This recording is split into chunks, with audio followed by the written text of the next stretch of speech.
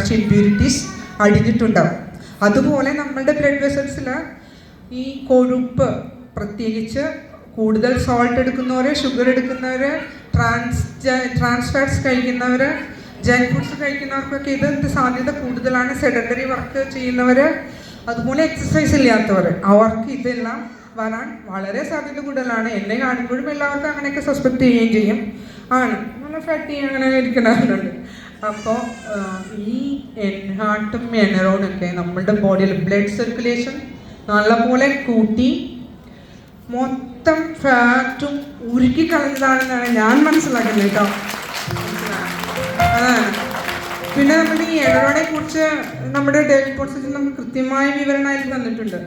എനറോണിൽ നമ്മളുടെ ബോഡീൻ്റെ ഓരോ കോശത്തിനും ആവശ്യമായിട്ടുള്ള vitamins, minerals, amino acids, proteins, എല്ലാ സാധനങ്ങളും അതിൽ ഫൈബർ അടക്കം എല്ലാം ഉണ്ട്. അത് നമ്മളുടെ ബോഡിക്ക് ഈ ഉണങ്ങി നിൽക്കുന്ന മരത്തിന് നമ്മൾ വെള്ളം ഇതൊക്കെ കൊടുക്കുമ്പോൾ പെട്ടെന്ന് ഉണ്ടാകുന്ന ഒരു വളർച്ച, ഒരു ഉന്മേഷം നമുക്ക് കാണാൻ സാധിക്കും.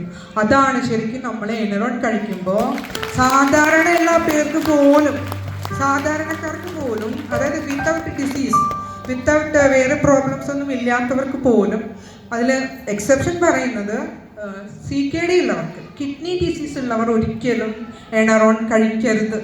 അത് അത്രയ്ക്കും പാടില്ല. പിന്നെ നമ്മൾ ഇഷ്ടംപോലെ വെള്ളവും കുടിക്കണം.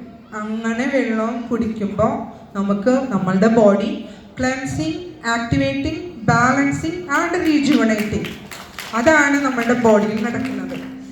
ശുദ്ധീകരിക്കും, ബോഡിയെ ശുദ്ധീകരിക്കും.